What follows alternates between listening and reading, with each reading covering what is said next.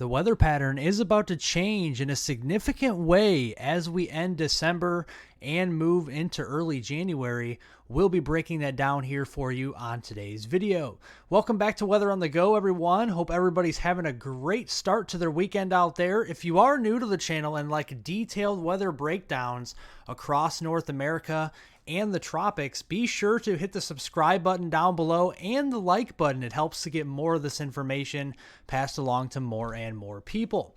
Going out the door this morning, we have some precipitation across the country in the Great Lakes region, down into the Ohio Valley. We do have some rainfall there this morning. Also, with our main storm system across the Rockies, we have some snow in the higher elevations from Montana all the way south into Arizona and New Mexico, and some rain as well with that system as it moves into the southern plains this afternoon. Here are your temperatures waking up this morning. Very mild from the Midwest, the Ohio Valley, all the way south to the Gulf Coast, 40s, 50s, and even some low 60s out there down into Texas this morning. So looking at the temperature anomalies as of this morning, we are 10, 20, even 25 degrees above the norm for this time of year. So certainly a very warm start to your weekend. Looking at the overall synopsis of what we're seeing with our weather pattern this weekend, we have a high pressure ridge up here across eastern Canada with the reds and the oranges. And usually that means drier weather, but also warmer conditions as well. And that's exactly what we see. The blues, we see more lowering of the pressure. So we see lower pressure with the blue, and we also see active weather with that as well. So looking at that as we go through today, moving ahead a couple of days to Monday, Christmas Day on the 25th, we have that lowering of the pressure across the Central Plains with the blue showing up there across Kansas, Oklahoma, North Texas, and vicinity. That means active weather is on the way for Christmas Day. So looking first at our temperatures, here is where we are going to reside by the afternoon. We're going to be back into the 40s and 50s to the north across the northern high plains, minus North Dakota into the 20s where that snowpack does reside. But then as we go further south across the deep south, 50s, 60s, and even some low 70s cannot be ruled out, especially near the Gulf Coast this afternoon. Moving ahead to Christmas Eve on Sunday, tomorrow, you can see the 50-degree line all the way up there into Minnesota, Wisconsin, and even portions of southern Michigan there. 51 in Minneapolis, St. Paul, 57 there in Des Moines, and 60s in the St. Louis region as we go into Christmas Eve. Just incredible temperatures.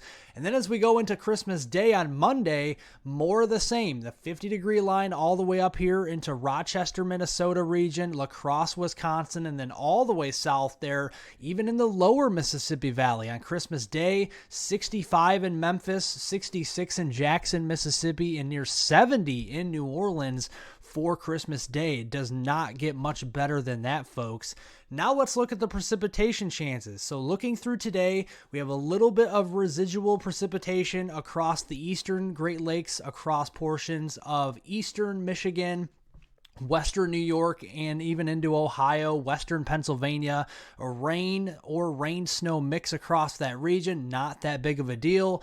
And then the parent system across the Rockies, bringing heavier snows from Montana all the way down into Wyoming, Utah, Colorado, portions of Arizona and New Mexico in the higher elevations, and then some rainfall there into portions of the lower elevations today. As we go into tonight, the system will kick out to the east of Denver, but we will see some backside snowfall there across the Rockies, definitely seeing a few inches there, and then all rain across the high plains and into the upper Midwest there. We're going to be seeing some thunderstorms roaming the landscape as we go into Texas through tonight. The storm system moves further to the east, but notice it's a slow mover, so it's moving across Kansas there as we go into Christmas Eve. Snow on the backside for northwestern Minnesota, the central Dakotas region, down into west central Nebraska, Nebraska, even into the Colorado Rockies, seeing some snowfall on the backside where the air is cold enough. And then on the front side of the system there, from Minnesota all the way south into the Gulf Coast, into Texas, Louisiana, and Mississippi, that will be all rain and even a few isolated thunderstorms for Christmas Eve. And then again, slowly moving east with the low as we go into Christmas Day. The low pressure up here into the Midwest. We got some snow or a rain-snow mix on the backside as air is cold enough. And then we have all rain ahead of the storm system from the Midwest, the Ohio Valley, and into the southeastern United States for Christmas Day. Overall, rainfall accumulation in inches now through Monday, Christmas Day on the 25th of December. Heavier rains from the upper Midwest all the way down toward the deep south and the Gulf Coast. Widespread rainfall amounts of 1 to 3 inches, and there could be some overachievers here across the deep south, particularly around the New Orleans region on this model, showing over 3 inches of rain. So definitely seeing that potential going through Christmas Day.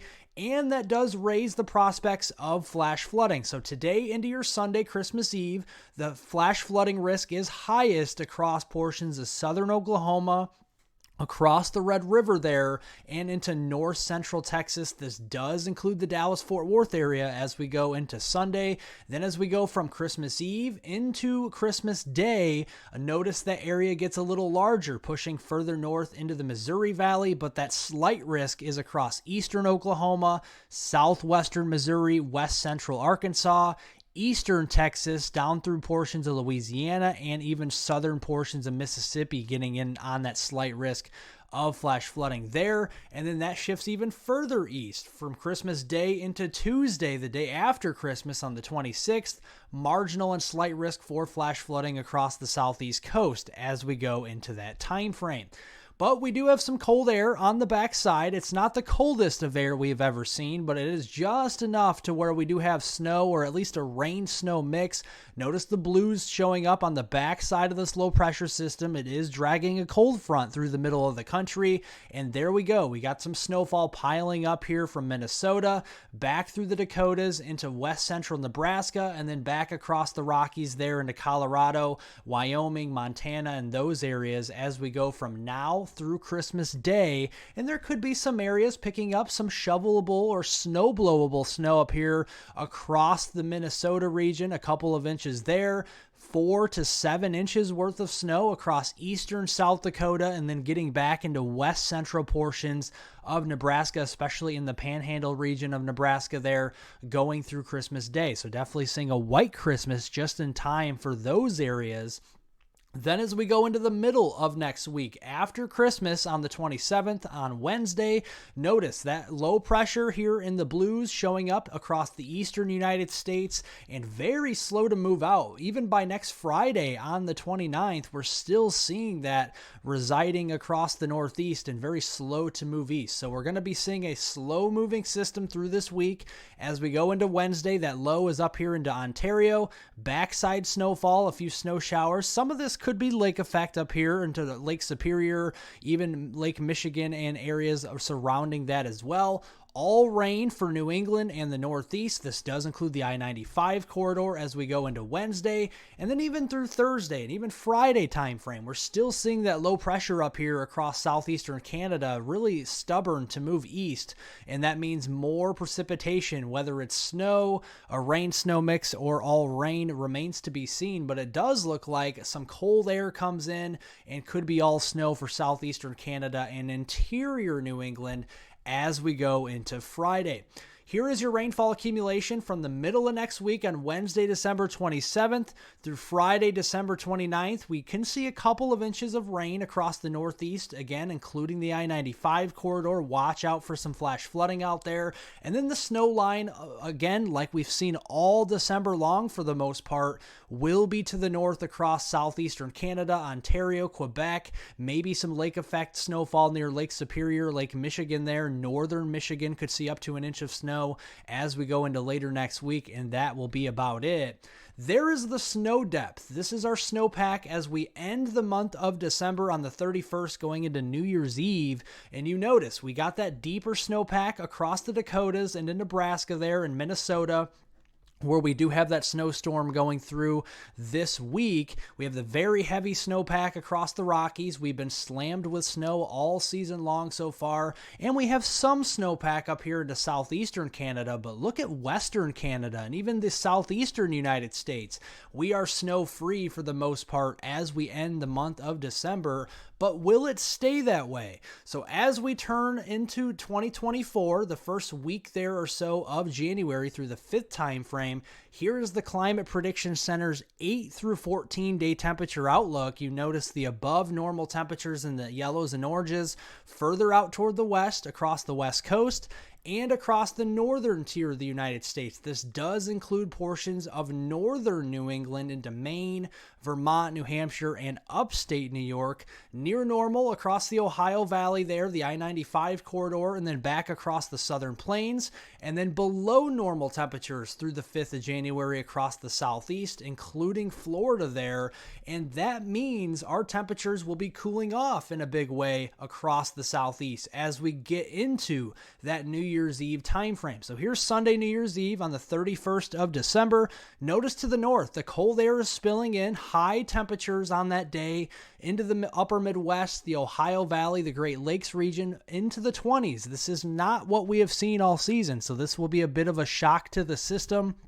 Then as we see low temperatures for New Year's Eve night, as we're watching the ball drop, as we are in New York City and watching and waiting for 2024 to arrive, notice the freezing line is further to the south across the southeast and the southern plains. We're down to 33 there in the Dallas-Fort Worth area, into the 20s there at 29 in Memphis, and even 26, 25 degrees back into North Carolina there as we go into New Year's Eve night, and then turning into New Year's Day on Monday, January 1st. These are your high temperatures, and is much cooler as we turn into early January than we are seeing currently. So a bit of a shock to the system, that is for sure. So now that we see the colder temperatures, well, what's the precipitation looking like? Well, further to the north, we have below normal precip across the upper Midwest, the Ohio Valley, and the Northeast during that January 1st through the 5th time frame.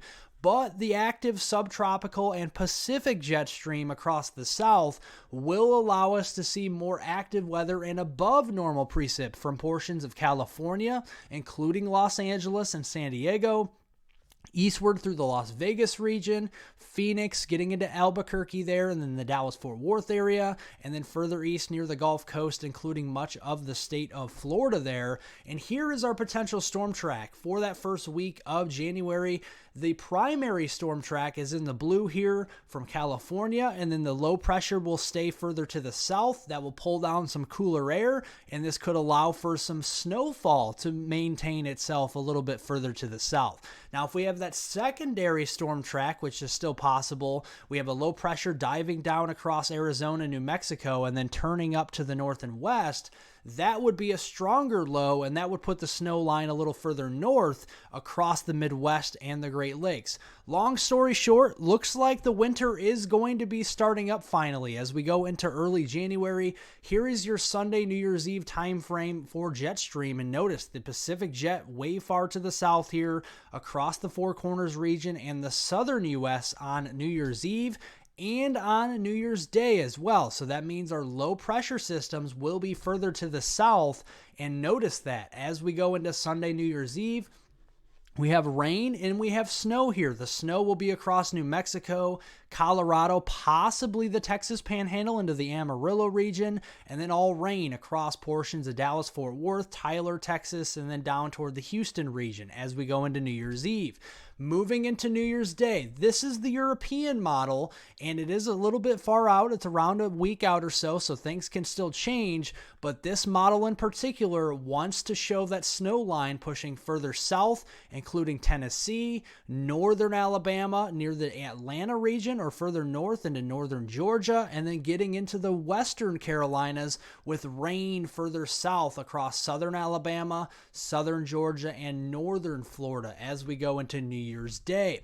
So if this model wins out and you see that if this verifies, we will be seeing some heavier rains once again across the Dixie Alley region from East Texas eastward through Georgia there. Widespread 1 to 3 inches of rain from Sunday the 31st through Tuesday the 2nd of January.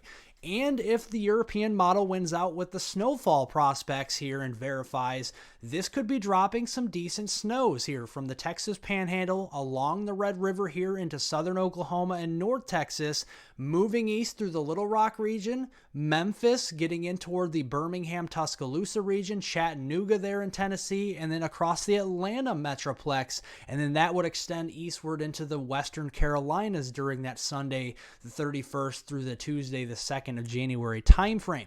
Now, there is some discrepancy here. The GFS model disagrees and says there will be no snow further to the south. So we'll have to keep an eye on this and refine the details as we do get closer, but it is worth keeping an eye on, and we'll do just that right here on this channel. Well, thank you guys so much for watching. Be sure to subscribe to the channel down below for detailed weather breakdowns across North America and the tropics. We do have accurate weather forecasts all the time for you right here on this channel. Also, be sure to press the like button down below. It helps out more than you know. Share this video with friends, family, and on social media, and I hope everybody has a great holiday weekend out there.